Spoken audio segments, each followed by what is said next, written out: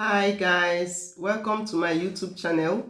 My name is Ifeyinwa. In case if you are seeing me for the first time, this my YouTube channel is about making videos to give information about migration, work, study and general lifestyle in the overseas.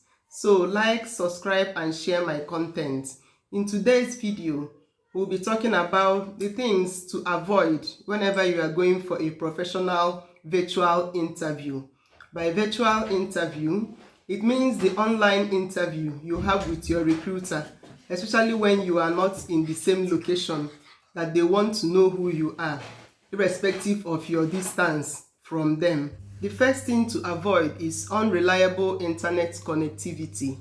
It means that whatever device that you want to use for your interview must have a very good internet connectivity.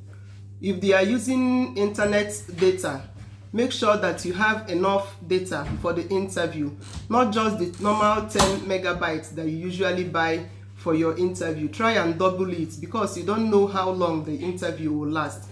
And I'm very sure you don't want a situation whereby you are in the middle of the interview and the internet goes off. Most times the interviewer are not patient enough to wait for you to get a new data and then resume again. The second thing to avoid is faulty device. By faulty device, I mean be it laptop, be it notepad, be it phone that you want to use. Make sure that it's working properly, because once it is faulty, it's likely to disappoint, because all these gadgets can disappoint you when you least expect it. Just make sure that they are all in proper working condition. If you are using your phone, make sure to put it in the do not disturb mode so that incoming calls will not come in and disrupt the video you are making. For instance, maybe your friend calling you or your mom giving you a ring in the middle of the interview. You may be tempted naturally to maybe take the call, or you can totally push off the interview that you are having. So just make sure that the device is in proper working condition. One more thing to avoid is any device that the battery life is not reliable. You can do that by making sure that it's properly charged and even keeping an alternative power source just in case. All these things are to make sure that nothing cuts off the interview midway as you are doing it, because I'm sure that nobody will wait for you to, sorry, let me pick my charger, sorry, my phone has gone off, or let me get another device. No, just make sure that battery life in that your device is well much enough to carry out the interview, no matter how long it takes. One more thing to get is a device, a hands-free device. That is very, very important. It could be a headphone, it could be an earpiece, anything that will make you to listen and understand and hear very well what your interviewer is saying. It will make you to hear them properly. Instead of saying, I can't hear you, can you say that again? When you repeatedly do so, they are likely to see you as unserious and poorly prepared individual for the interview. Another point is that avoid the kind of dresses you put on while in the house, especially something like pajamas, sleepwears. These are the things that when you appear in them during your interview, they are most likely to affect your performance. So be mindful of the dress code required for that particular job that you are looking for. If it's a job that has to do with dressing in a particular way, just try to get something that is close to what you are going to be wearing if you are having that interview with them on a face-to-face basis in the office. So that is a virtual interview, doesn't make it to lose substance. It still has to be done the proper way. The 6th point to avoid while having your virtual interview is poor lighting, or getting your camera blurred or your face blurred while having the interview. This is because most of these interviews are recorded and they will want to know exactly what your face looks like so that they don't see a different person on the day of resumption from the person that was actually interviewed. So that's the reason why you need a proper light so that they can see your face. And the 7th point is the background of your environment, the background of the place where you are having the interview. Avoid so much distraction behind you. This is because the interviewers will get distracted if a whole lot is going on maybe the wall designs, and you know when your background is not very good for a video call, you will try and do something.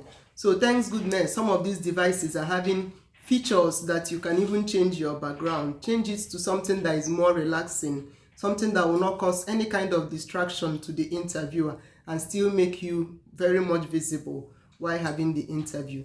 The 8th point is to avoid distraction of any type, be it by human, animal, doors banging, or even dogs barking. Like sometimes when you're having the interview, the children or anything, or even your pets will want to come and interrupt your video. So I'm sure that if I'm having a professional interview, I'll make sure that this kind of interruption doesn't come up. So these are the things you need to avoid that will improve your performance during the interview. Then the 9th point is avoid asking your interview to give you permission maybe to go and eat. No, you don't have to do that. Just eat before the interview or wait and eat after the interview. But you can keep a cup of water just to remain hydrated while the interview is going on. Nothing stops you from having a drink of water, but not seeking for permission to go and eat. The examiner can say, okay, go and have your meal. They will shut the interview and pick the next person. So I'm sure hunger will not kill you before the interview is over. So try to avoid anything that will make you seek for permission to eat or to start eating while the interview is going on. It's not going to go down well with the whole process. Point number 10 is your CV.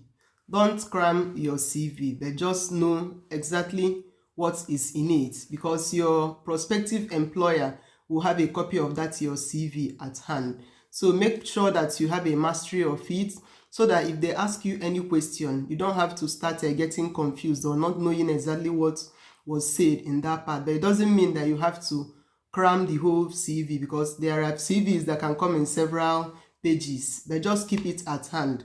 Be able to get the information from it as soon as it is demanded from you. And the 11th thing is moment of readiness. Be ready, be calm, be settled for the interview at least 15 to 30 minutes before the time.